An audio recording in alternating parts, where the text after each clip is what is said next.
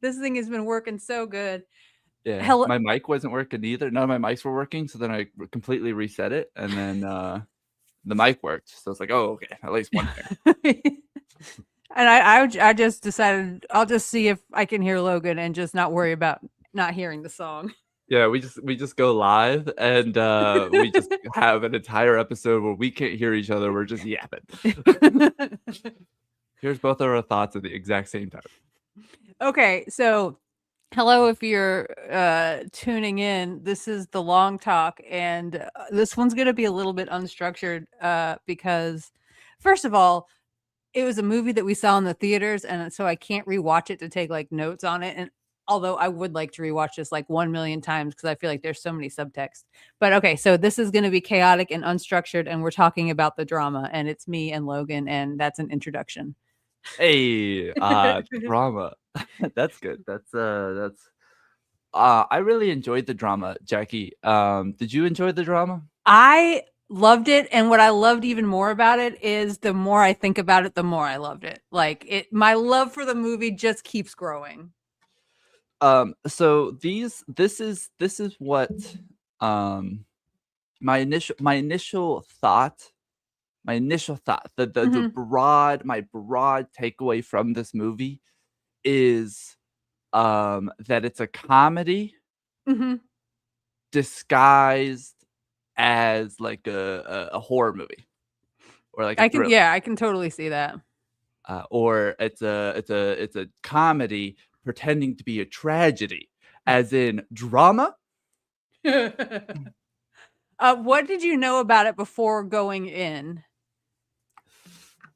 I watched like one trailer of them being like, "Oh, this happy couple's together," and then like the tone kind of shifts and it's like, "But something's gonna happen," and that's Mhm. the only thing I've seen about it. I watched the trailer too, and then because I'm interested in like movies and shit, when I look at my Google News, like stuff pops up, and there was a big embargo over the twist in the movie, which is wild because it comes in like the first 15 minutes of the movie. And I wouldn't even call it a twist, but I understand why they wanted everybody to keep it quiet because I don't think it would have hit as hard if I knew like exactly what it was. Mm. Yeah, I don't think.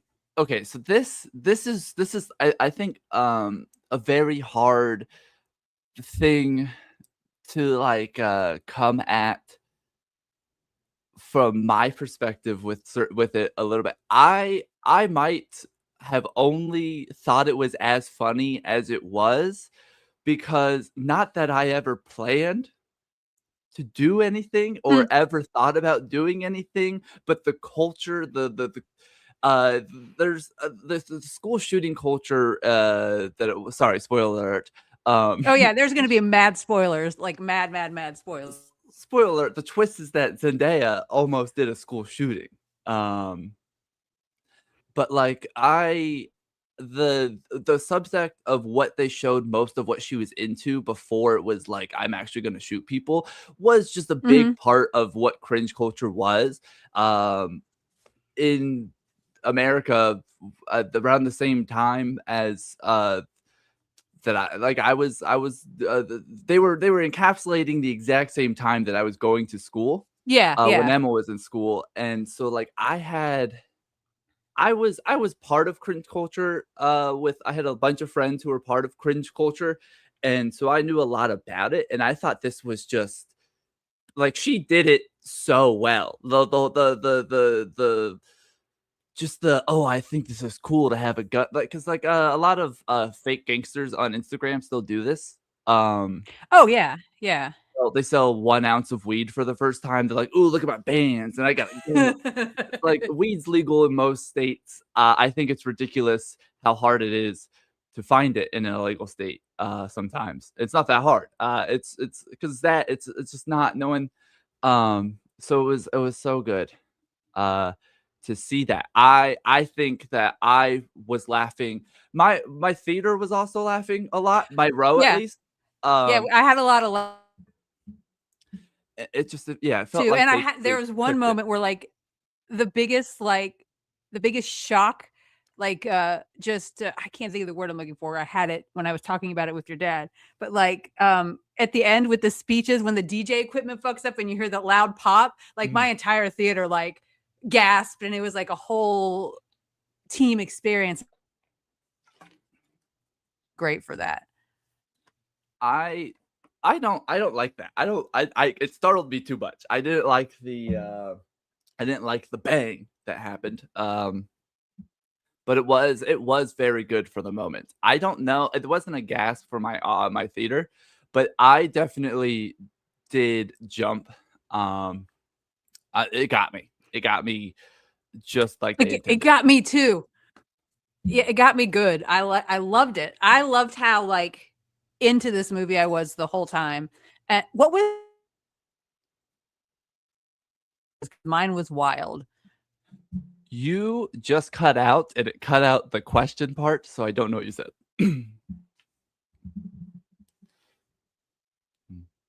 Now you're just frozen. Maybe we were right to be afraid of the audio issues because I can't.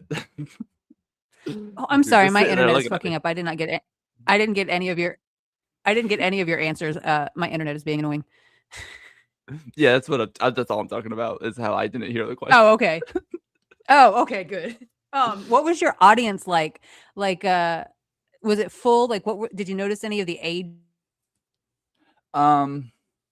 So I was sitting when I booked my ticket, the first like 3 rows. It's like a 6-row theater. It's and so like the first 3 where you want to sit, because the first 2 are in the front, and that's the last resort. Yeah. Yes, that's your last choice. So I got the very back one in the middle. So I only saw. I don't like looking at people when they're sitting in the theater. It makes me because then I think people are doing that to me. If I do it to them, they're for sure doing it to me. And it's like if I just don't look at nobody, no one will look at me. So there was people who like walked in at the last second. So I don't know if they were like planning on coming to this or they thought about it last second. A lot of people, I had people who like clearly were there to like watch this. They had the whole blanket set up. You know, do you bring a blanket to the movies? I do not. But Yeah. I also, the theater that I go to most frequently has what they call VIP seats, and they're like heated, so you don't need a blanket. You have little privacy dividers between you and the people next to you. It's amazing. That sounds cool. I love my theater. Nice little bougie theater. It's not though. It's kind of a little bit of a, like the first time I went, I felt like it was kind of a little bit of a trashy theater. There's never enough CO2 in the soda. It makes me so sad. Like all my soda is flat. They've changed soda machines like 3 times, and I just want to tell them it's not the machines. You guys just don't put enough CO2 in there. There's just not enough bubbles. Oh. Yeah. But I also get there very early, so I spend time like watching everybody else trickle into the theater. And I was very surprised that there was one lady in front of me that had to be in like her late 70s there to see the drama on open. I definitely try, at the very least, when people are walking in, I do play a quick little game of, did they get a ticket from being a AAA membership or not? And anyone who was there by themselves, I assume 100% yes. I think that's a good assumption. But then, you know, there was like only $5 to get a companion ticket. So if there was anyone there who was a couple, I gave them like a 50-50. If there was a group of 3 or more, yeah, that's maybe not one of them.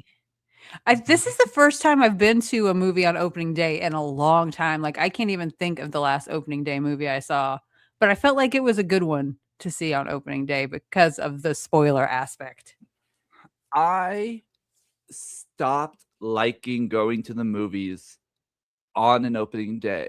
I stopped liking going to the movies for the same reason people like going to the movies, and it's the community experience. Because the community, especially when Marvel, towards the end of Marvel finally coming together with Avengers Endgame and then Infinity War and Infinity War Endgame and all that, I was watching like every Marvel in the theaters with everyone I was working with. It was a big we're just group having fun. I don't know. And it was great. But then like the experience in the theater was just a nightmare. I missed so much of the movie from just loud cheering and clap. Like a movie put should not do what TV shows and live things do, and have a spice for applause in it. We shouldn't stop a movie for like 30 seconds for a Mhm. theater to cheer. I think it also depends on the type of movie, because when I lived in Atlanta, I would see movies at packed houses all the time, but it was at like an art house theater where it was the small movies that people that really loved movies went to go see. And some of the best experiences of my life were in a pack. Like my favorite movie that I've ever seen in the movie theater was The People versus Larry Flint, because like it was a community experience. People were into it. And it was the first time that I think that I got people applauding at the end of the movie, just because they were like, holy shit, this was fantastic. And it was just a cool feeling. And I think going to see the A24 movies in a theater that has a decent amount of people is similar to that experience, because it's the same. It's people that give a shit about movies. They're not there because of other reasons.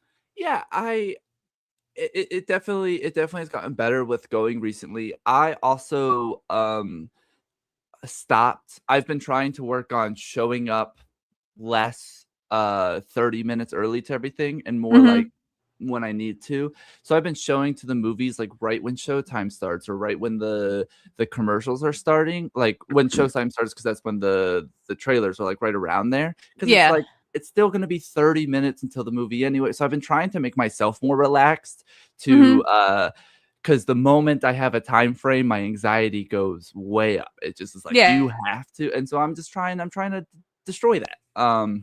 And that's been helping, just not making making it be like I have to get to this movie so early and just sit there and pay attention for so long. I just kind of relax more. And the people, like even when I went, Marty Supreme was packed out completely full, and I didn't notice that there was a whole packed theater, and that's been really bringing me back. Every time I've gone to any of the A24 movies has just been an enjoyable watch experience. I honestly didn't know there was anyone else in the theater, and then I go home and have a good time.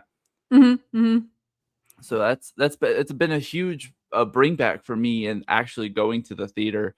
Because I think the last time I really enjoyed a movie in the theater was Hot Rod. Oh wow, that's way back. Yeah, that was a I don't know, that was for me as a small child, that was just a big open random room filled, and I loved that movie. So It's a fun one. It's a fun Mhm. one. Drama. What was the question? What was your movie snack while watching the drama? I'm a popcorn and a bunch of crunch kind of guy.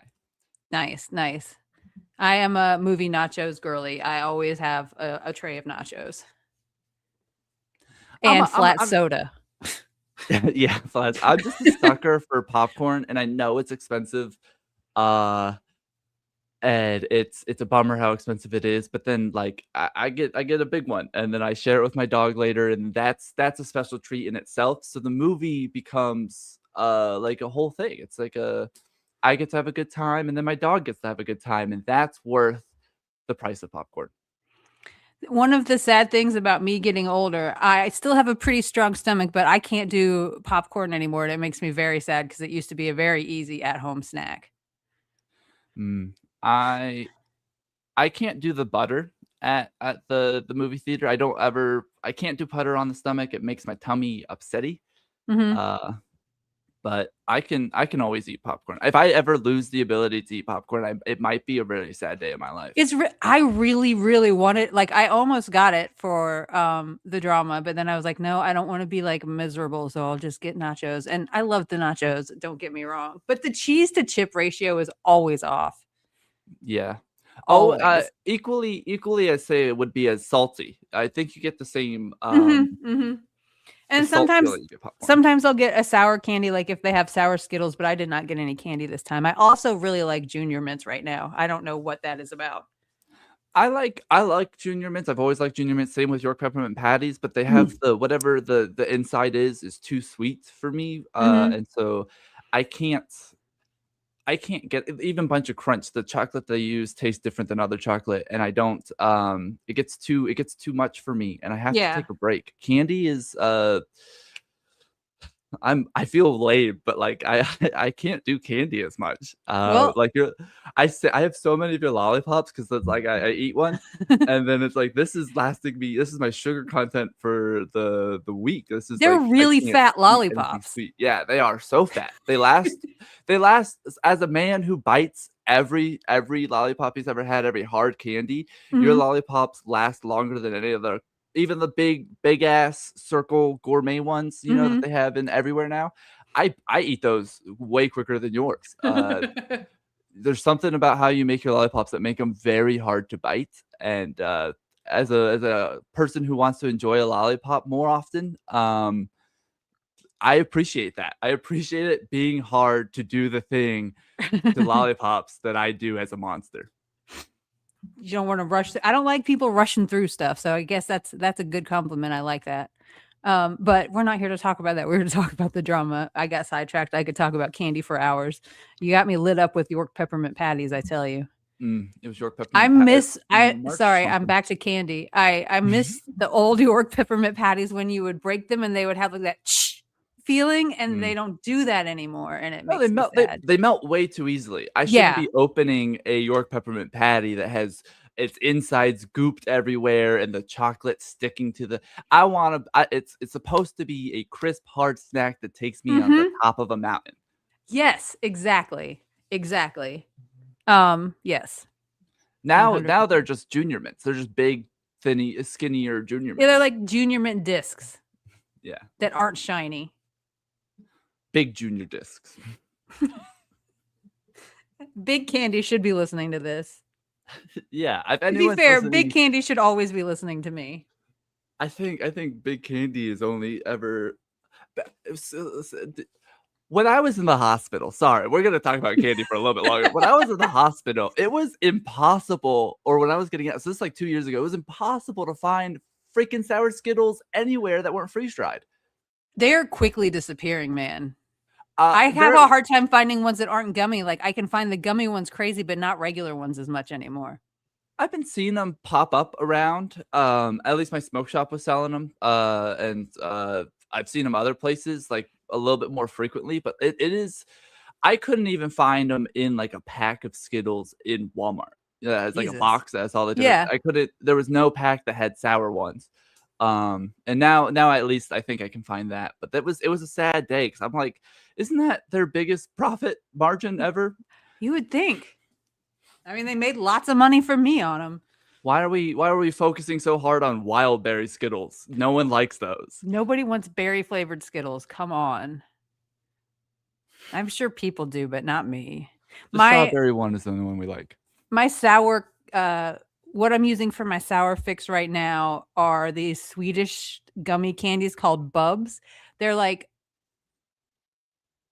almost like a airy, drier gummy texture with sour salt on the outside, and they Mhm. come in like 3 flavors at my Kroger. You can get, strawberries and cream, a tutti frutti flavor, and a banana caramel flavor, which I didn't want to try at first, but then I tried it, and it's really fucking good, and I don't even like banana candy. Mm, that does sound good. I like banana candy. Give Then you me would some love banana this. runts. We were literally just talking about banana runts on the Engerotics podcast the other day. Well, because everything I think everything leads back to Beyblades and banana runts. Did you say baked Lays? Beyblades, Oh. they spin. Everything in the world either spins or tastes like fake banana at the end of the day. Well, because baked Lays are another big thing that I'm a fan of. I think that I like baked Lays better than regular Lays Ooh, when we're I talking will potato agree. chips. I will They agree. I they like have a that they're, angular. I like the ripply thing on them. They're like Pringles, but more. Yes. Oh, I love a baked Lay's. When school started forcing kids to have baked chips all the time, baked Cheetos, not as good. Baked No. Lay's, I could eat a bag of Baked Lays over most other chips. Mm-hmm. And they're coming out with like more flavors of them now. Like I do Kroger delivery for our groceries, and sometimes they just like throw in free stuff. And there was one week where we got like every flavor of Baked Lays for free, and they were all excellent and delicious. Dang, that sounds Like garlic and herb and like weird flavors, and they all had the same fun texture. I did not expect to be talking about food this much. I well, it's I mean, think about it. Food's very important. Where did this couple and the other couple expose their deepest darkest secrets? At the final tasting of the menu that they've apparently done several times. The place Yes. hated them. And the It seemed wedding's on like Saturday. It's all of Tuesday. their vendors were a little bit frustrated with them in some way or another. Yes, it did. Well, and I think that there was the tone of it was that Edward Pattis oh man, Edward Cullen. That's Um, yeah, he's what's his Edward name in the Cullen. movie? Robert, Charlie, I Charlie. believe. Charlie's family was definitely like wanting like a regular wedding from the Mhm. sounds of it. And so it seems like everyone had a problem with just Emma just didn't seem to like wanted it to just be like their day rather than Yeah, a wedding, which is what I mean. What you're supposed to make your that's wedding what about you. yeah, not about anyone else, literally. So with the vendors being upset with them, the food person, they can be upset. It's like, hey, we gotta get ingredients and stuff. We Mhm. gotta figure all this out. The photographer, F off. F off. Okay.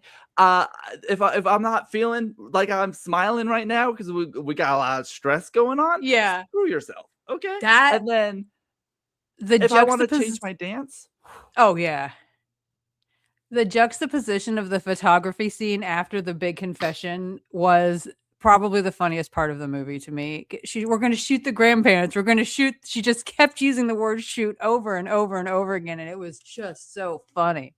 mhm, yeah, that's good. I really like how this movie kept doing the like showing us the perspective in each of their heads and then flashing into like, hey, this is when reality kicks in, they're actually completely fine. Mhm, mhm.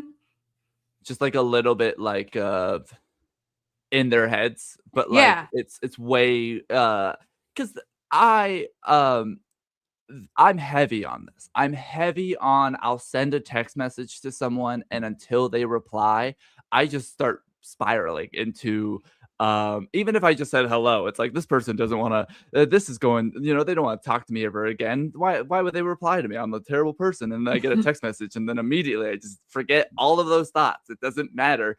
It was just something that occupied my time, probably not healthy. And then I send another text and it restarts. So, I felt it. I felt, Mhm. it's like, yeah, that's so, um, unrelatable content was not this movie. You could No. relate to the whole, thing, I feel like. Also, everyone glossed over her locking a child in a closet so quickly. Yeah. Rachel's is objectively the worst of the 4 confessions. Like, She very, very well done with how she acted. I know nothing about the actress who played Rachel or yeah. anything, but, like, I do not like Oh, Rachel that's Alana Haim. She's, in a band. in a What the band. fuck? Yeah, Why did she I play think the wedding? I think I think it's a pretty famous band. Hold on. I think the band might just be named Haim. Hold on. Ham? Oh, yeah, come listen to her band, Ham. That's a good one, actually. And you put periods in between each letter as if it was like a anagram, but it's not. Yeah, yeah. The name of her band is actually Haim. Her name is Alana Haim, and I think she's in it with her sister. It's a pop rock band. I'm not familiar with the music, Shout but out she to was also bands with your sister as long as it's not secretly your wife, because Jack White, that is a little bit weird. yeah. Yes.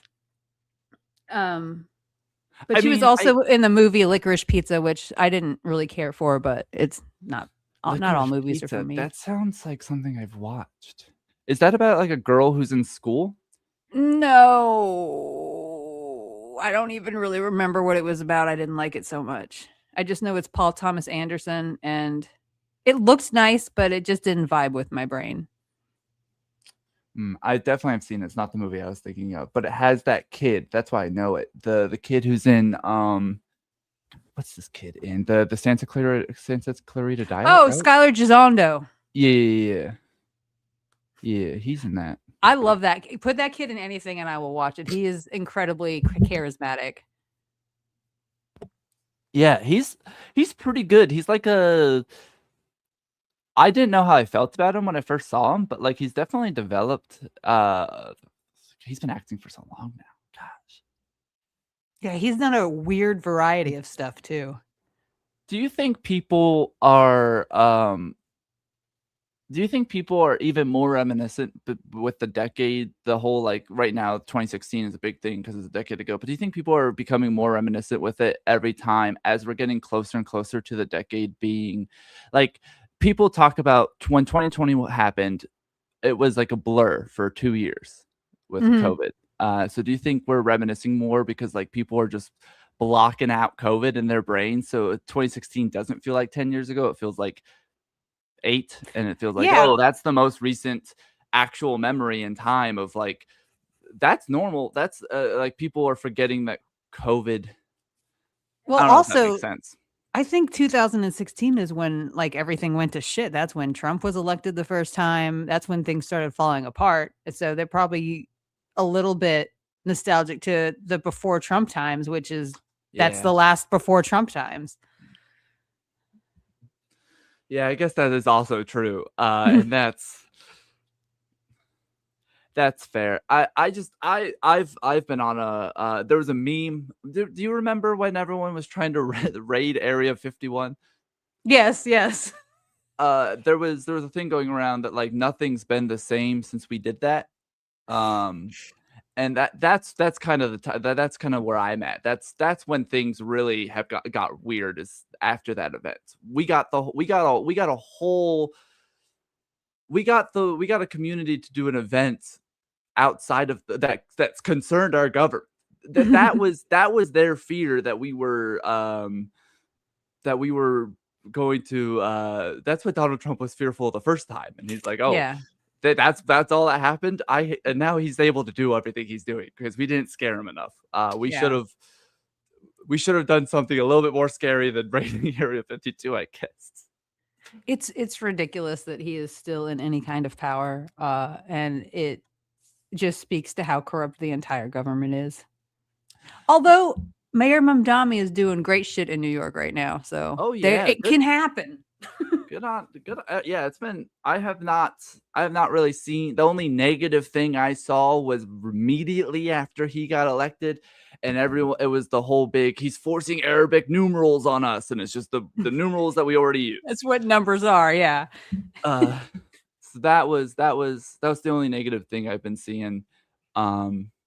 Anywhere on any platform. I'm on a lot of platforms that support either side because I like biased news if I get both sides. I don't like it. I like looking at the news. I also don't like looking at the news, but I like being able to see both perspectives because that's how you learn about other people and their motivations and stuff. And you can't get them to change your mind unless you understand what they care about. It's been real exciting to listen to news that is definitely right wing leaning, and then hearing it from an unbiased source, or as we're considering it now, left leaning sources, and then looking at like Great Britain's news station, which is just going, so Donald Trump said this, and then they laugh, and then they go, he just doesn't know what he's doing. And then I'm like, oh man, he just the news is talking about how he just tweeted that the war's over, and that in America everyone who's a Republican thinks that the war's over, and Great Britain's going, ha ha ha, he has no fucking clue what's happening. And no, he has no idea. That's I think that's a lot of what this movie's touching on, because like a lot of what the drama is that she lied. She built a brick. She put a brick in a wall that said, Mhm. "I got deaf since I was born." Yes. And now it's I almost did a school shooting, which I think Charlie would have been able to. Rachel's reaction, I think, jarred everyone a little bit more, but like Charlie would have been able to get over it. But now he also is learning that that's how she became deaf. So that brick has been pulled from the wall. Yeah. And it's just crumbling a little bit. Mhm. Bad to lie, kids. Do you think that Rachel would have said anything about the kid had the parents not come looking? No, no, I no, no. don't She think so definitely had either. no intention. Again, she did the worst thing. You can see from this movie that Charlie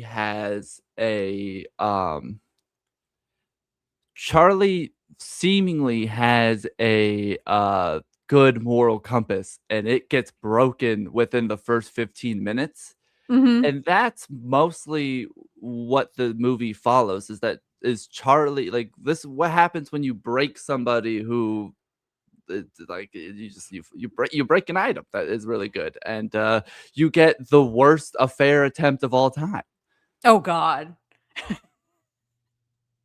I was actually upset that they made him do that. Well, I think it's just like classic acting out. Like he just didn't know where else to put all of that emotion. So he was like, well, fuck everything and literally fuck my assistant. Yeah. And she was ready. She was ready, but like more in like a okay. Well, this is happening again, is what it felt like to me. Yeah, yeah. And that made me honestly have more questions for a moment, because it was like, have they had this tension previously? Because they gloss around Charlie being like, "Oh, I don't even know what the worst thing I've done is." So is he like Yeah. Like, what was it? secretly? Cyberbullying? And Yeah, he wasn't even sure cyberbullying if the and kid moved because of him. yeah. So it's like, is he secretly just a bad person who's done a lot of bad things and he doesn't consider him bad, or is he actually really good?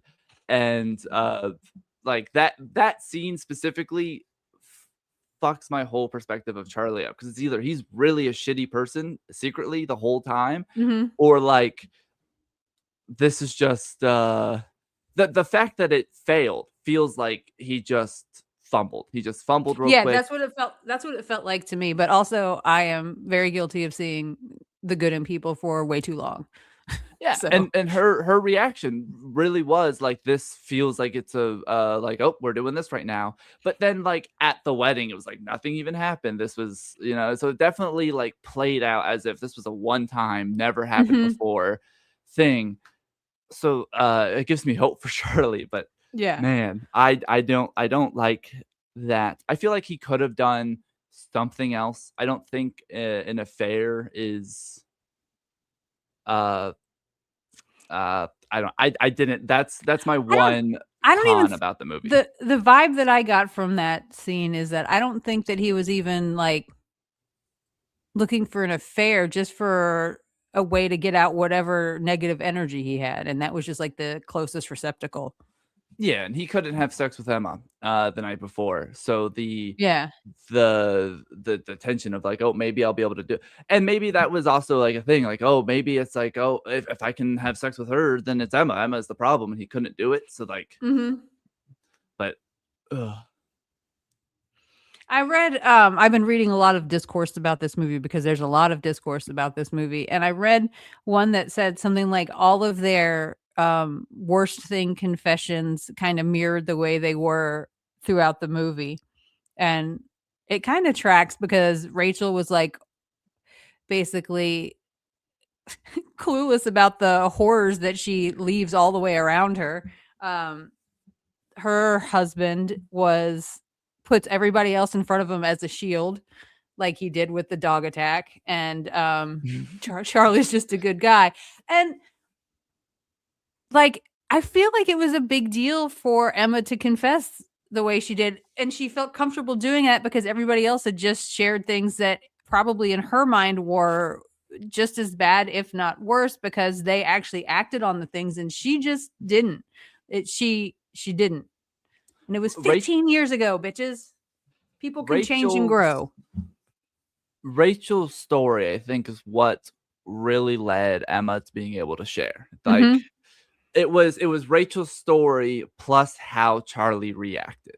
It Mhm. was, here's this horrific thing, and then you weren't going to do anything about it. You weren't going to help that kid. Charlie saw that, like, clearly that's fucked up. And Emma Yeah. was like, "Oh, I didn't do this thing." Charlie's gonna be like, "Yeah, okay, sure, and move on." Oh, And I think Charlie probably would have been able to without the other two there. I think Rachel made it all worse. End of story. By bringing up her cousin who had apparently never been brought up before, who was in a wheelchair because of a school shooting. yes, and that truthfully, is, I think, both one of the funniest things of this movie is to be like, I have a cousin who got is in a wheelchair because of a school shooting, coincidentally, that you've never heard of. As soon as, and then the cousin being real is equally as funny. It's like, oh, I can be mad about it, just making up bullshit. Because like Rachel is the kind of there's Rachel's in real life. They'll do that. Would Mhm. just do that. Be like, I got a cousin who's in a wheelchair because of that, but like doesn't. So it actually being that way, but like only caring about that cousin because someone brought up anything related to them. And it's like she probably hasn't thought of that cousin ever. Yeah. uh and you see Charlie go through the process of when he talks to Emma and then she explains, yeah, I didn't do it because there was another. I think that he took away we got to see a scene. So you get to see the emotional impact that happens Mhm. of like, oh, something happened. So it was like, oh, I kind of held off for a little bit because a tragedy happened and then another kid died and I got sucked into that of one of us, what would have happened after I did it.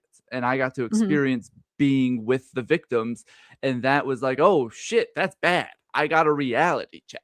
Yeah, That's yeah. what saved her, is like actually realizing that that's not what she wanted, and then she got a community Yeah. through it. She was lonely, and Yeah, that's 100%. She was lonely and she needed community and she thought that she would find it in the school shooter community, but found it elsewhere. And where were the fuck were her parents? as Like her they dad did was a military man who was never around. Um, I don't know what her mom was doing. they did a really good job of showing how like they didn't show a lot of her childhood, but they did a really good job of showing how lonely her childhood was and how alone she was. And even at the wedding, her parents didn't seem like any meaningful part of her life. And when she was at school, it's like, oh, she was getting bullied for smelling bad and whatever. It's like those are things that your parents kind of help be like, hey, yo, you go take a shower. Here's some Mhm. deodorant. Let me provide for you. She didn't have anyone seemingly providing for her, and she was getting bullied for it. That would make you feel bad about it. Would make you not like anyone around you and be like, oh, I'm alone anyway. Let's get rid of them. Yep. I completely get where she's coming from when you get to see everything. But Charlie didn't get to see what we saw. He only got to hear words. So his Mhm. words going, "Oh, you didn't do it because someone else did it first," is him just not conceptualizing how, like, oh, being told you smell bad as an adult right now is like, screw off, man. Like, leave, Yeah. don't do that. But like as a kid, those are the only things you care about. You have When no other worries. when I was in middle school before we moved to social circle, so this must have been like 6th or 7th grade, I had PE right before I had a math class, and I didn't when I was growing up, my mom didn't let me go to, like, any of the sex ed classes or anything like that, or, like, I didn't get to learn about my body and the changes it was going through as they were happening, and I remember coming to class to math class one day, and somebody that I knew handed me a stick of deodorant and was just like taught me about it. So like I felt her deeply for a while there. And that's all. Yeah, I I get it. I did you know, people are stinky. I don't like being stinky. I'm super fucking paranoid about it. Ever since then, I've been super fucking paranoid about it. I smell like I smell things that other people don't about myself. I'm like, "Oh, I gotta take a shower. I don't like that smell." And like people are like, "I Mhm. don't smell." When I sweat, when I was in the hospital, it was a big problem for me. This is I like showering. I had to learn to shower less with being so injured and having open wounds. They're like, "Hey, you can't clean your body all the time because water actually is what's gonna bring the infection into you." Um not you know, if there was one. And so they I would be like in the hospital and be like, "Do you guys I just sweat and I smell really bad." And my mom's they were like, "No one you smell exactly how you did yesterday, normal." And I'm like, "No, I smell bad right now. Can we do so? Can we change everything that's around me? These sheets, this gown. I sweat. This is gross. Let's Mhm. and, so, like, I try to avoid ever being told you're smelly, and so, like, as an adult, I think it would, as someone who tries not to smell, if I ever get told I'm smelly, I would, like, crumble. One of my own personal smells that I'm the most sensitive to is when my hair is dirty. I hate the smell of dirty hair. It's like the worst smell to me, and I don't even know why I hate it so much, but like I get a little bit of a whiff of it and I'm like, "Ah, no, I gotta do something about that immediately. I cannot handle this." Mm. Yeah, I know exactly what you mean, because like, I don't dirty hair has a specific, e extra essence of, like, this is Mhm. dirty hair, and It I feels get like that. you can chew it. Yeah, yeah, yeah. Yeah, yeah, yeah. It's like, that's good. Mm. So, yeah, we you know, Emma is as a child, Emma is, I feel, very valid for feeling so, in her feelings. Mhm. And it seemed like she did move around a lot, so she never really got settled anywhere, and that also eats on a person as well. And she was chronically online and you know, involved with this community. So when you're so alone and you start deep diving into this, you're going to end up in a sector with here's everyone, every other kid who's alone, Mhm. and the only connection they have is on this computer screen right now. And so, yeah, I'm going to. She changed herself for this culture because it was the Yeah. only thing that she felt a part of. And so you saw how easily she dropped everything. It was like, you know, screw guns. Yeah, this is Yeah. terrible. Yeah. Oh god, when she was trying to upload her manifesto and the internet the updates. Oh, that was. Mm, I didn't expect mm. like, I expected to be more I mean, like, I was stressed the whole movie, but I expected to be more stressed and more scandalized. I didn't expect to laugh as much as I did, but I laughed a hefty amount. There hasn't I been, like, a really good black comedy like this in a hot minute.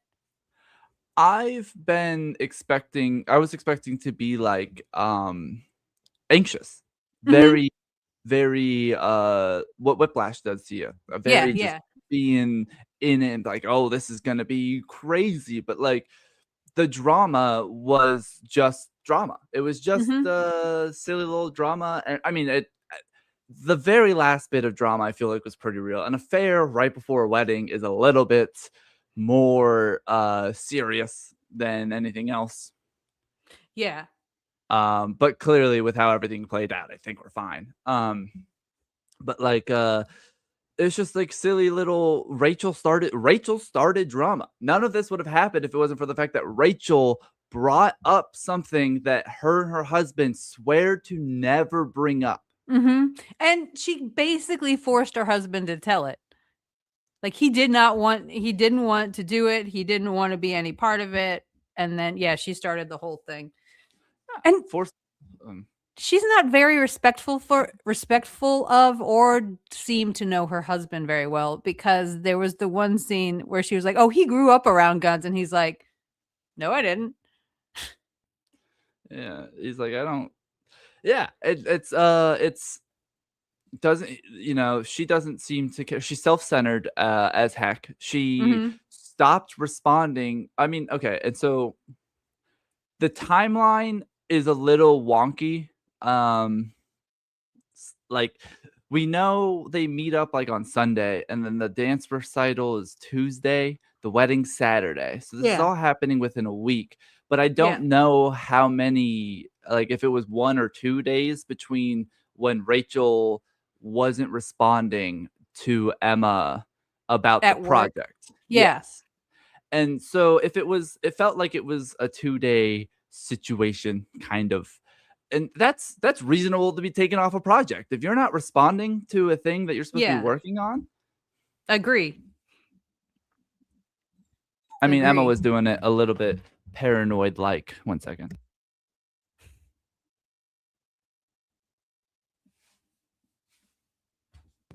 Someone got home and the dog wanted to go say hi.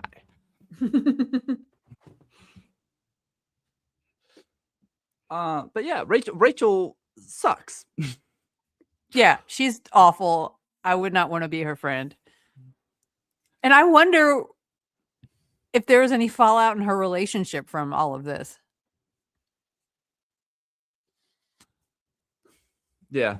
Can we get a like a 15-minute short film on what happens to Rachel and her husband after the wedding?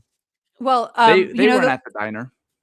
No, they weren't. You know the book that Emma was reading in the first scene when they did when they did the meet cute with her and Charlie is a fake book that the director planted there because he's working on another project titled that. So who knows? Maybe that'll be the Rachel and her husband story. I feel bad that I don't remember his name, but It's all right. Charlie didn't remember it either in the moment. That was Charlie XCX, but you get what I mean. yeah. Yeah, no, and it's learning that like Rachel is just this guy's this guy's wife, and that Charlie and this guy are clearly really good friends. Mhm. And then Emma doesn't know nobody. And so she just the only reason Rachel is her maid of honor is because Charlie's best friend is married to her. Yeah.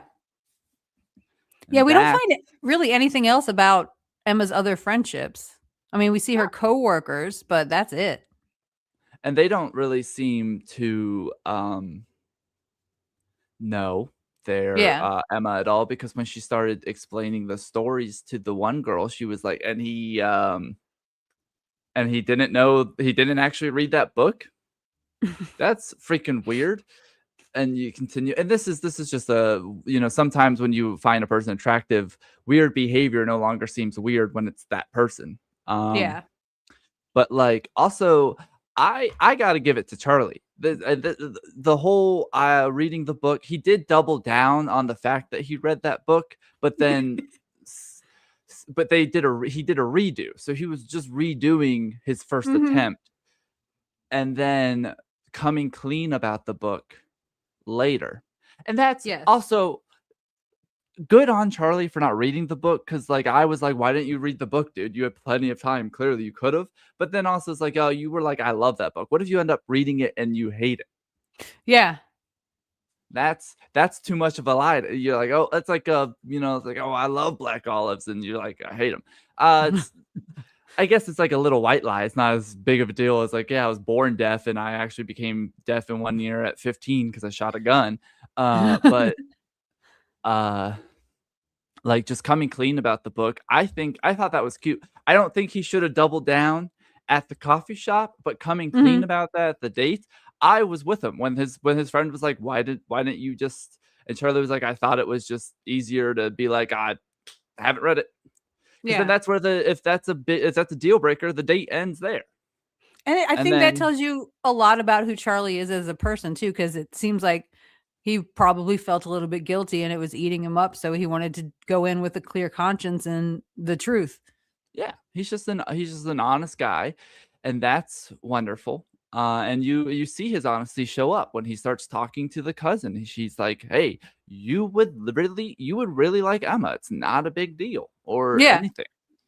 And then like you see him come to the conclusion that he still wants to marry Emma multiple times, and it's until other people start being like, "Are you sure? Do we want this wedding to happen?" that he starts actually going crazy. Yeah. Yeah. Questioning himself.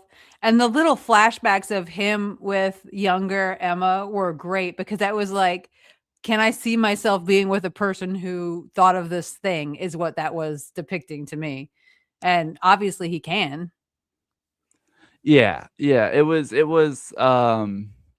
I thought it was pretty cool. The visual representation of thoughts like that are cool to see, as I struggle to get what I see up here on paper, and then Mhm. you don't see nothing. Yeah, but I got all these words happening all the time, and they don't all make it out on paper either. So, like, being able to see, just like a representation of a thought, that's kinda is super cool. It's cool to watch, coping mechanisms, that other people in the world might just be regularly doing, and, Mhm. it's like, "Oh, that's a good one, I should probably try that," or something, it's cool. I like stuff like that a lot, and that was really neat to see. Yeah, I think in general the editing really added to the movie because it was like the scenes were long and they had room to breathe, but the editing was pretty chaotic, but like in a totally good way. It really added to the tension of some of the slower scenes. The score, the just the Mhm. quick I love stuff like that. That's what makes it so, the soundtrack is what turned it into not just here's a comedy, you put some wackier sounds in there, Yeah, it's just a comedy. There is no tension, I feel like, if you completely change the soundtrack, and that's 100%. ah, beautiful. That's what movies are about. I wasn't expecting so much vomit though. Like all of the vomiting surprised me. But it Um, was like quick. It was quick throw up. I don't remember there being vomit, so that's Oh, there that's good was on me. the first time was at the when like right after she told her Oh, secret yeah, yeah, at she started dinner. she started vomiting on the table. I thought that was funny. It's liquid when it's liquidy like that, when it's just it was just wine coming out Yeah. basically. When it's like that, it doesn't get me as vomit. It's when it's Ah, like I gotcha. when they actually try to make it look like real, There is this movie from the award season a few years ago called Triangle of Sadness that has the longest vomit scene I've ever seen in a movie. I swear to God, it's like 10 minutes long. It takes place on a cruise ship and it's a rough night at seas. It mm. I've watched this movie so many times, and the first time I watched it, I'm like, "I cannot believe I'm just watching all of these rich people throw up for, like, 20 minutes and enjoying the fuck out of it," but it's so good. It is so gross, but it's so good. I don't like when people make throw up have to look gross, because throw up doesn't always when you throw up, it's not always gross. In this situation, she had too much wine to drink, and so then the wine Mhm. came out. And those as I will throw up if someone is like doing it, like I can and I Mhm. smell it. If it hits Oh, my the smell is smell ugh. as you're making the noise, I will throw up. That is an instant cannot. I can battle one at a time, but if if both happen, it's over for me. But like those are bad. Those are the icky throw ups. Those are scary. Those you're Mhm. heaving, Yeah, oh, and I it's don't like like that, ugh. you're done. You just keep going. Those are sick throw ups. We're Mhm. not about that. But a quick little, yeah, I had too much wine, so it just gushers out of me like a geyser. Those honestly, they're not that bad to go through as the throw up e. it's just quick out, you're done, and you just go about your day. And as the people watching it, it's like, oh, they had too much wine. And that didn't look yucky. It just looked like, oh, yikes. I don't remember there's like two times at the dinner scene, and then one other somebody else. I think Charlie threw up at one point, but I don't remember when and or where. We haven't even touched on like the DJ discourse with the DJ using heroin outside or whatever. And I think this that really sets up that's like instant foreshadowing right there. That pays off. Is like, oh, so what if that's what she does? So what if that's who she is? We saw her as a DJ. Like, if we know her as a good DJ, if we wouldn't have seen this doesn't change our perspective on. And so that kind of shows like Emma doesn't really feel the need to be like, oh, I lost my hearing because I went to a school shooting, because it's irrelevant to who she is now. She's changed. It's been like, again, it's been 15 years. She's obviously done a lot of work, from what I could tell, on herself, and is not that person anymore. You just got to look at it as like she was briefly married for like a little bit. Yeah. Like, yeah, she had a husband. She had, people have a life. I feel like in this time of the movie, they feel like they're, I don't know if they ever say their age, but it feels like Charlie's very established in his life. He's like got a nice job. Yeah, So it feels late 20s, early 30s That's where kind I of put them. vibe. Yeah. So it's like that was half her life ago, roughly, as when she was planning on doing this. And so she's lived a whole another life of hers. And that's, from her perspective, sharing that doesn't feel necessary. Telling someone that you like right off the, she probably told Charlie that she was born deaf right when she met him. That's not, you don't be like, yeah, it actually happened because I shot a gun. And it, that's something that you kind of reveal later on when you're together. And then you go, maybe you share it before you get married, but also it probably never came up again. She probably never thought that it would. Yeah. Yeah. And so it's just like, oh, and she's the only one who knew that. Up until that moment, no one else, not a single soul, because the recordings couldn't happen. Not a single person knew she was going to shoot the school. And that also, I think, really makes it way more impactful that she didn't. She's the only person who, it's like, if you feel like you're in a dark place and you're about to kill yourself, and you reach out to somebody and they stop you, it's like, why did someone conveniently came in time? That's not how you would word that. You wouldn't word someone conveniently stopping you from doing it. So like, she stopped doing a school shooting because someone else shot, is the same as someone came and stopped her from killing herself. If she reached out, it just, no one else knew. And that's way more important. No one else knew she wanted to do this. And the fact that someone else did it stopped her from doing it, is she really had a clear, like, she was fuzzy and sad, but she had a very good, clear mental morale underneath it all. Yeah. Yeah, and it's basically, the whole movie is like just discussing the whole topic of thought police. Because the assistant, Charlie's assistant, when he like brought up the subject to her, he's like, "What would you do?" And she's like, "Oh, I would call the police immediately." I'm like, "What would the police do for something that didn't happen 15 years ago? Like, what does that solve?" Yeah. Why would that? And that was also like that. What a crazy response. Yeah, I'd probably call the police. Why? For someone who wanted to do it and then they didn't. And it's like, you can see Charlie's anxiety through the whole thing was being like, y'all, am I crazy for not thinking this is as big of a deal as everyone else is making it? Yeah. He was incredible also. Like, his performance, they were all good performances, but I thought his was like some of his best work, and he's done a lot of good work. And I don't just mean Twilight. No, I'm glad it's coming back out. It's actually I'm glad he's been coming back out ever since I think Mickey 17 is what really brought him back into the limelight. So good. Because it was like, he's been doing a lot of more independent movies since Twilight, but like Mickey 17 was the first one to be like, oh, remember Robert Pattinson? I want to see him and Daniel Radcliffe in a movie together so badly because they both make such weird decisions Harry right Potter now. and the Goblet of Fire. Oh shit. I mean, like now when they're grown-ups. Harry Potter and the Goblet of Fire. I totally forgot he was in Harry Potter. I forgot all about that. He was Cedric Diggory. Yeah. Yeah. Jesus Christ. Well, I still want them to be in another one.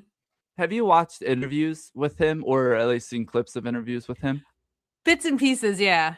He wants to be a Gen Zer, even though he's millennial. He loves being a Gen Zer, and he used to like hate Twilight because that's how everyone saw him as. But now that people are seeing him as a good actor, he's like, I'd be down to do Twilight again. I tell you what, both him and Kristen Stewart are phenomenal actors.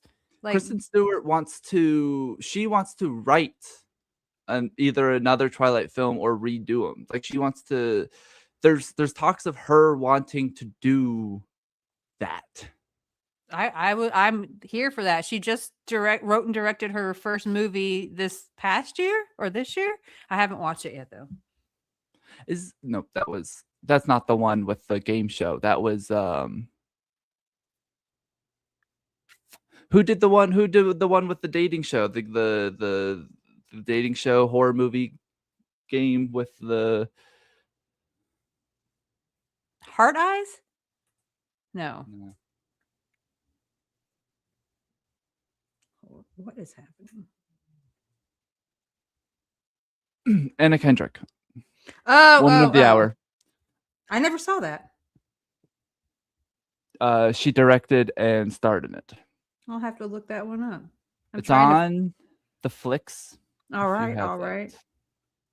Actress. I don't care about actress.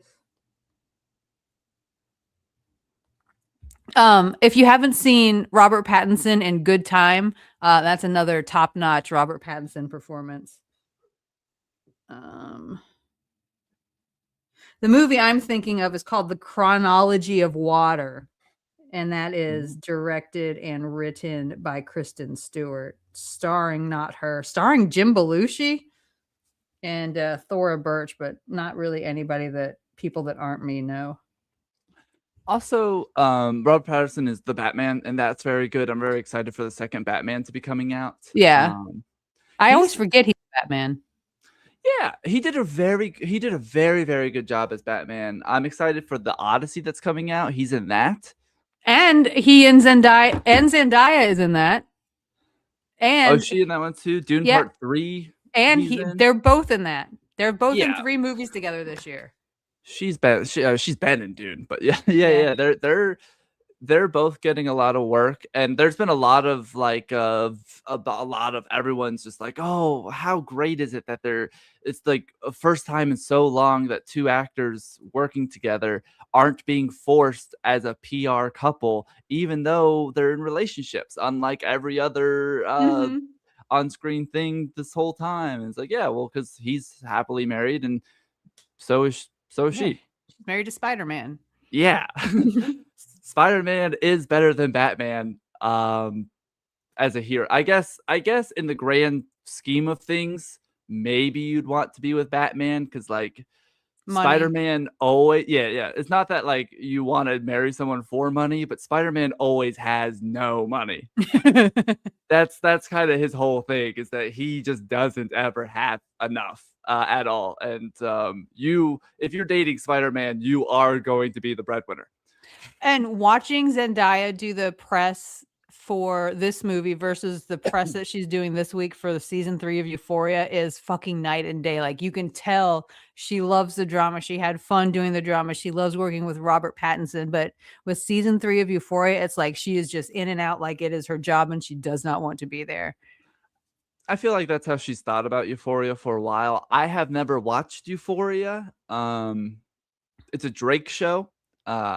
And so not that I was like always anti, I'm not, I just, that never really piqued me, but like, I also don't care about it. And, I don't like Drake.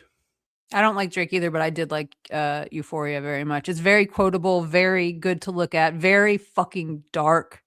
But so many of the people that I loved from season 1 and season 2 have like died. So I don't know how season 3 is gonna hit for me. Like there's so many important storylines that just have to kind of get abandoned because the actors are dead now. Aren't they in high school? Didn't Zendaya shoot them? Oh, that would be some shit. That would be a great ending for Euphoria. Let's do it, guys. She's Rue in the show, right? Yeah, yeah. I saw when Euphoria was first coming out, there was a meme that said, when I picture anything from the Euphoria, I see Rue, the kangaroo child from Winnie the Pooh. And that hard locked me in on never watching Euphoria, so that if I ever see some fucked up shit about it and it's talking about Rue, I can also picture the tiny kangaroo doing this crazy wacky stuff in high school. That's pretty funny. Yeah, I think memes shape me more than they should. And this is also probably what happened to Emma. Yeah, yeah. Because they talk about Robert Pattinson being not American and his best friend not being American, and so like they're like, school shootings are like every, you know, they try and rationalize it almost immediately, being like, well, it's such a common thing over here, maybe it really we might be freaking out just a little bit more because we don't have guns Yeah. in our island. And so here they, you know, it's like it's more normal for, they're never going to think about shooting up the school because it's like there's not guns to shoot up a school. That's crazy. You have to go find a gun. In America, you can just turn the corner and grab one, probably. Yeah, go to Walmart, yourself one. And then there you go. Yeah, it's walk into Walmart as a 12-year-old and get a gun and then go shoot up your school. Now you have to go to a Walmart a little further from your school because they started stopping allowing guns being sold so close. But you know, get your cardio in, I guess. Yeah, you probably need the walk. Disclaimer: please do not shoot up any schools if you are listening to our podcast. Please don't shoot up anywhere. Like, oh yeah, I guess also yes, please not. I guess, but don't shoot up anywhere. If you must, don't do a school and don't do somewhere with a heavy population. Go somewhere where you can just unload into like watermelons or something. Yeah. Yeah. Pumpkins. I'm trying to think if there's anything else big. Buy another gun and shoot that gun. What would happen if a gun shot another gun? As long as it's not loaded, it'll It'll just fuck up the gun. It could, depending on what kind of bullet you use, it'll either dent it or not. But if it's loaded, would it cause a double explosion? If it hits enough to cause the pin, the back of the bullet to have enough of that pressure, or there's a big enough fire to heat up the gun casing, then yes. There's enough heat and pressure. If you shoot the right area, yes, for sure that'll happen. Okay, so her gun that she dropped in the swamp, as it sinks, there's going to be more pressure on it. Would the gun eventually go off, or would all of the swamp being in the works fuck it up too much? No, that gun definitely was not cocked. And even if it if it was cocked, there is a good chance as it sunk that the trigger could, in theory, it probably had like a heavy enough pound, because there's like you have to have enough finger strength so that a baby can't do it. And so I don't know if there will be enough water to be able to actually press it. There's a chance that if over time enough sand could probably do it and it'll shoot, but there could be enough gunk to stop the pin from actually hitting. Yeah, or if it does, it wouldn't. Nothing would. It would just shoot underwater. No one would even see it by the time it did. Probably wouldn't even make a ripple. Those guns are pretty safe though. I think it was not instead of like it was just like a with a thing, and those are pretty hard to even cock. Like the water couldn't do it, so that gun's probably fine. And it was never found, or some hillbilly dug it up and. Well, nobody goes digging in the swamp. There's alligators in there. Yeah. Don't mess with no alligators.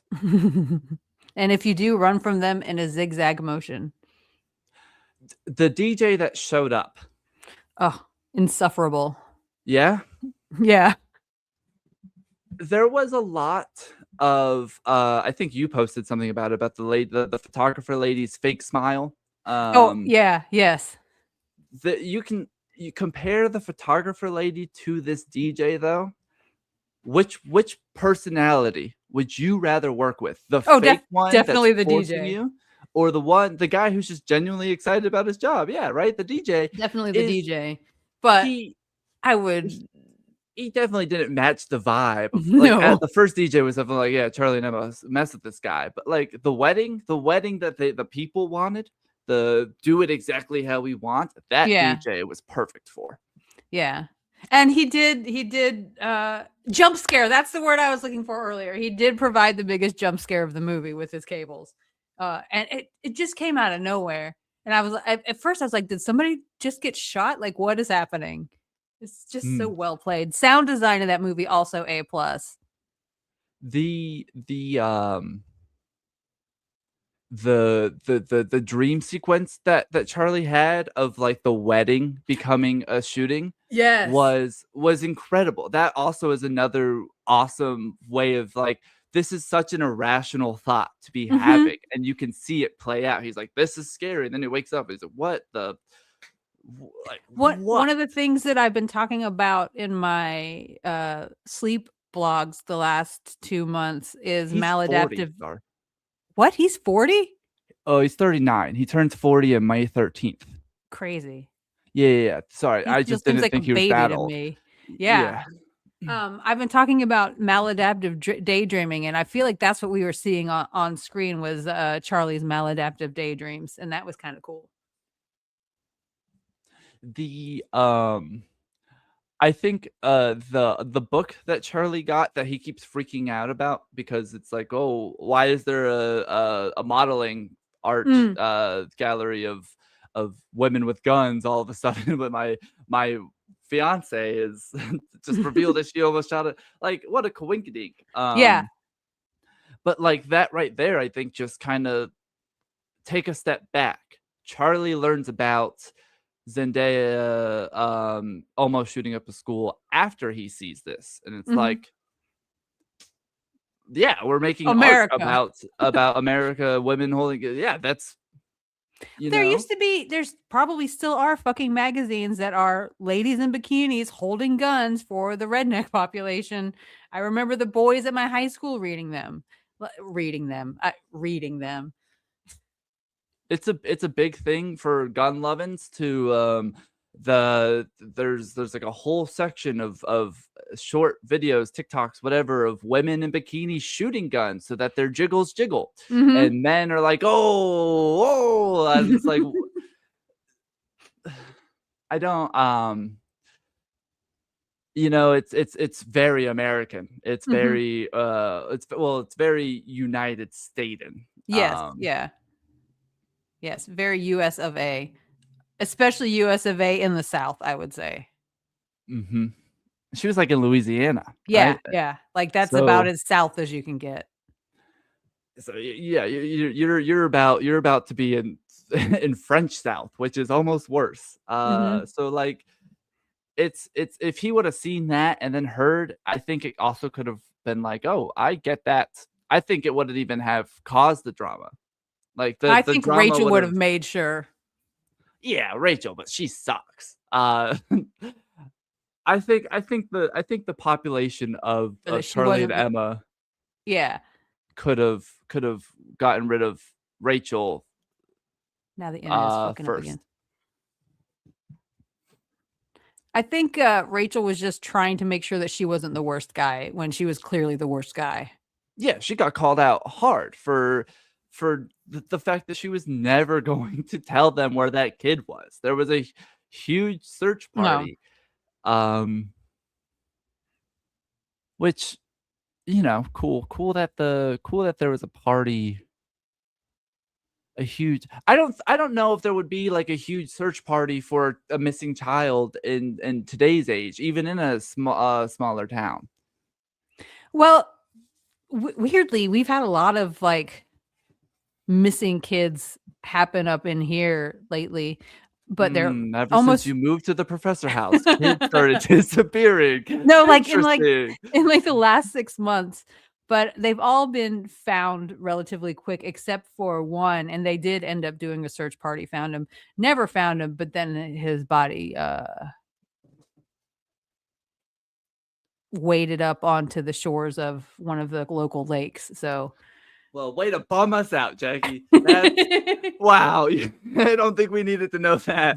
That's so sad. yeah, it Oh, is. it's It not is. funny. It's not funny. I'm not No. laughing at that's wow. I'll tell That's you something sad. exciting to change the mood.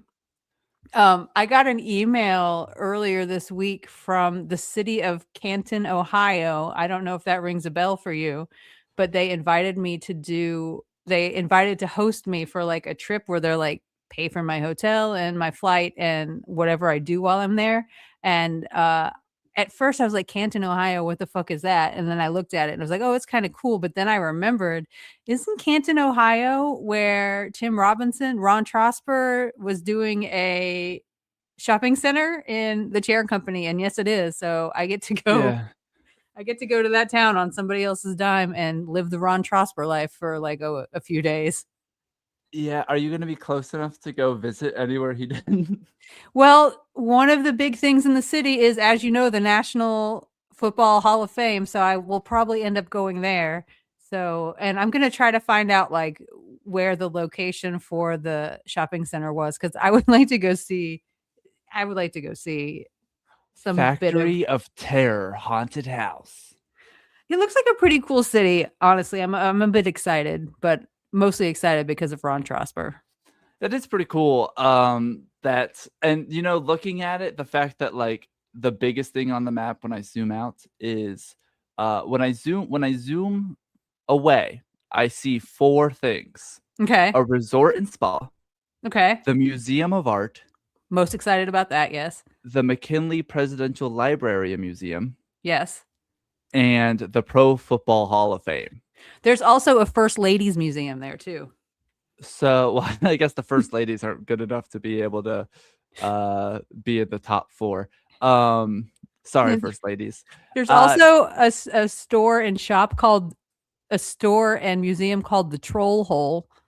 Ooh, this place sounds fun. But like the fact that football is one of the top 4 things, I get why Ron Trosper was being forced to have football in this mall. They clearly only care about football here. In the logo for the city of Canton, the A is a football. That's I don't want to. I don't think I want to comment on that. It made me feel some kind of way. The A is the football. The A is the football in the logo of the city of Canton. In the city of Canton that clearly has a circular shape that could be slightly squished. Well, when you think about a football, though, it's kind of like a rounded A with the pointy top, and then it's not the whole football. It's like the top half of a football is the A.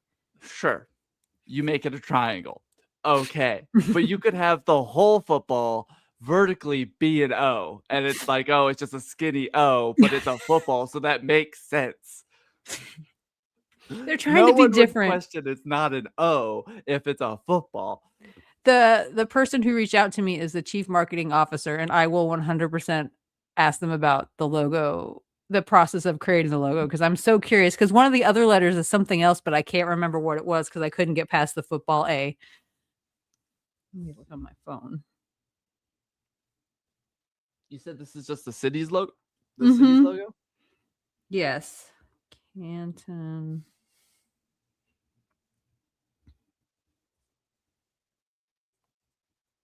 Official website. Is it on there? Oh, no. The O is the O. Shit, the O is the A is the Capitol building, it looks like. And a very capital N in the middle of it all. Yeah. That also when the Capitol building is clearly more of an N than an A. It's just I don't know. It's a messy logo. This is bad. The font of it, The N is huge in Capitol. The Capitol building being the A is the same size. The football is also the same size, but then the T and the last N and the C are tiny. The C looks weird as hell too. The C is in a different font. I think the C looks weird because it's the way the font is. It connects all the letters, but the C isn't connected. Yeah. Because it's a loopy one, and then also there's a freaking Capitol building immediately next to it. There's no oh man, are you gonna redo that for them? I mean, I won't not offer. You should definitely you should be like, hey, you want people to come to you want people to come here. Let me help you with that. There's a couple other ones I'm seeing here when I type Canton logo into the thing. There's like the first three, which are all the same colorway and rough. But then there's like this blue one with Canton over the state of Ohio, and that's cool looking. There's one where they made football print over the state of Ohio. That kind of looks that's sick. cute. Explore stuff. So like there's definitely people have definitely come up with better ideas. I think these are I gotta stop looking.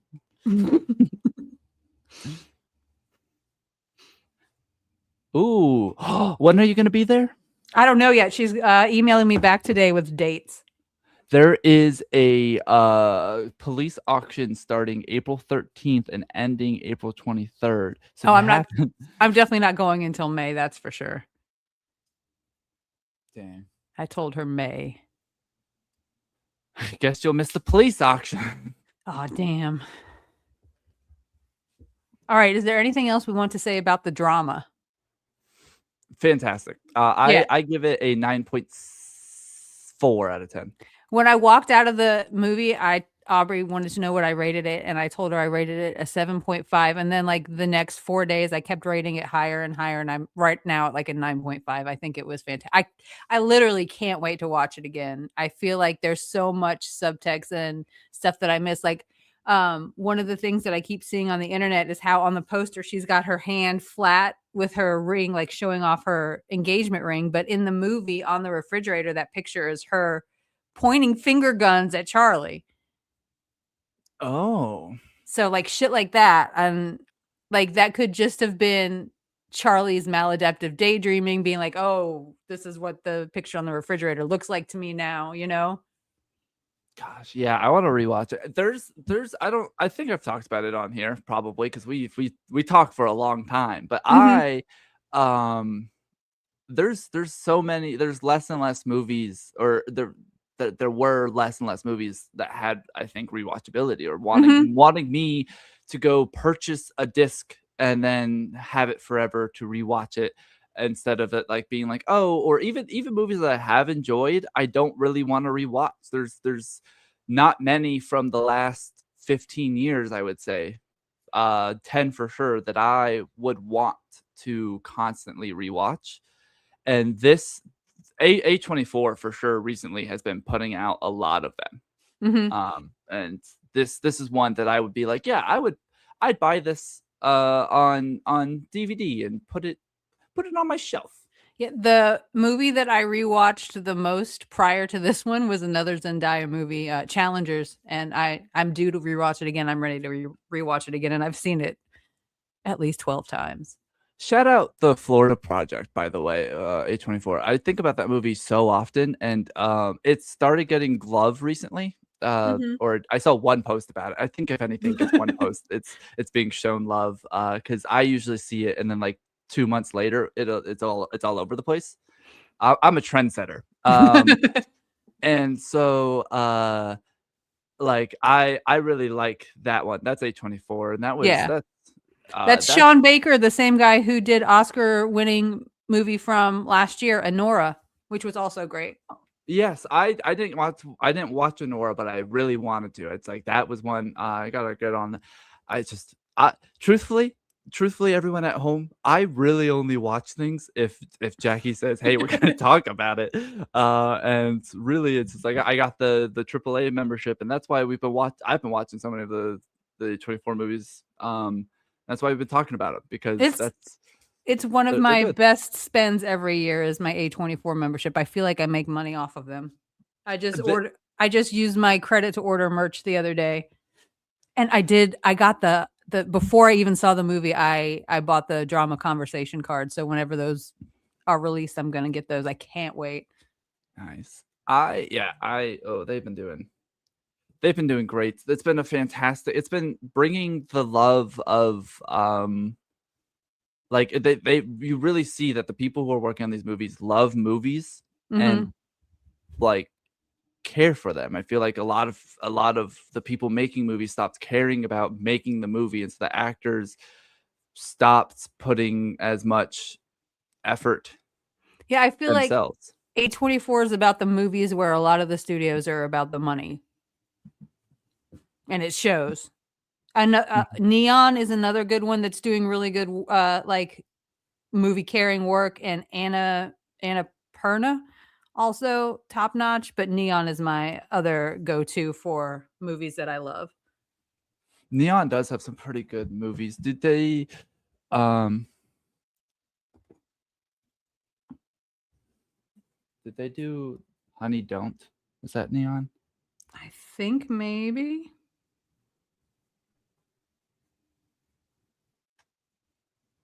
Oh, they did Anora. Palm Springs, which was a great movie. Oh, that one is yeah. Andy Samberg. Oh, I, Tanya, which was another great movie. I do not see Honey Don't on there.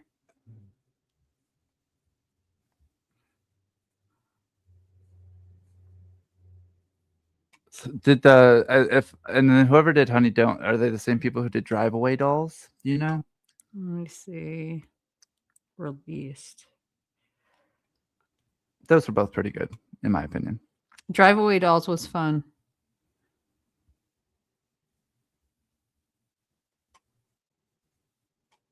Neon has won 2 Best Picture Oscars. Get it, buddies? They also did Parasite, if you haven't seen Parasite. Very good.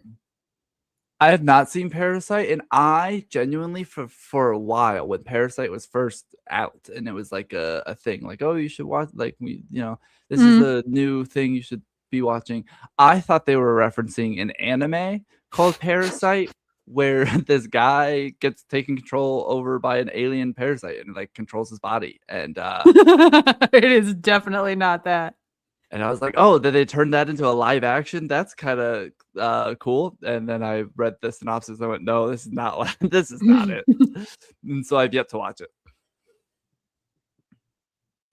I'm trying to figure out who did Driveway Dolls production company.